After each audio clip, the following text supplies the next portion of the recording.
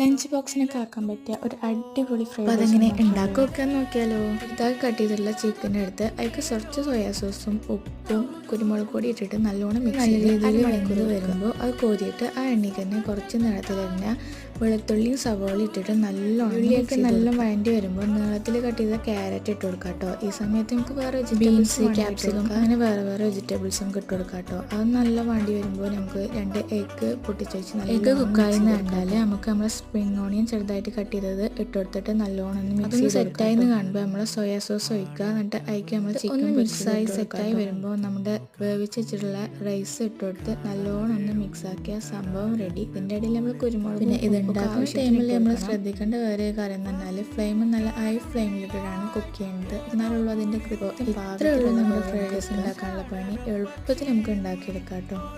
അപ്പോൾ നമ്മളെ healthy and tasty fried rice ഇവിടെ റെഡി.